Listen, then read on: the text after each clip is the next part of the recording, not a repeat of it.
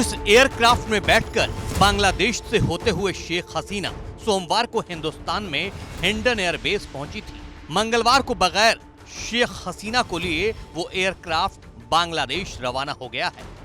शेख हसीना हिंदुस्तान में ही रह गए। इधर बांग्लादेश की राजधानी ढाका और तमाम दूसरे शहरों में हिंसा का दौर मंगलवार को भी जारी है। शेख हसीना को सत्ता से बेदखल करने के बावजूद आंदोलनकारी अब तक शांत नहीं हुए हैं।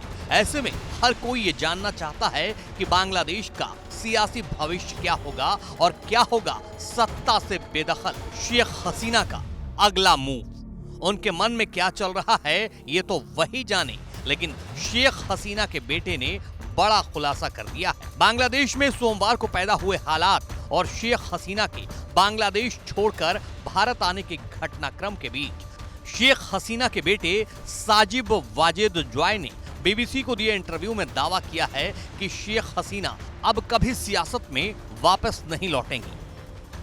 बीबीसी को दिए एक इंटरव्यू में साजिब वाजिद जॉय ने कहा कि उनकी मां बांग्लादेश में बदलाव लाने की पूरी कोशिश कर रही थी, बावजूद इसके उनके नेतृत्व के खिलाफ आंदोलन हुआ। इससे वो बहुत निराश हैं। इस इंटरव्यू में साजिब वाजिद जॉय ने आगे बताया कि शेख हसीना रविवार से ही इस्तीफे पर विचार कर रही थी और अपने परिवार के दबाव के बाद अपनी सुरक्षा के लिए देश छोड़कर चली गई। उन्होंने बांग्लादेश को बदल दिया।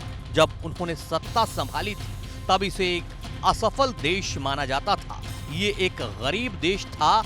आज इसे एशिया के उभरते देशों में से एक माना जाता है।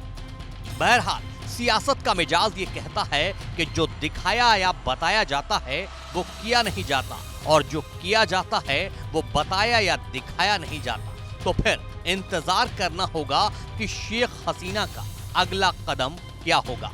कयास लगाए जा रहे हैं कि लंदन में सियासी शरणार्थी के तौर पर शरण ले सकती है।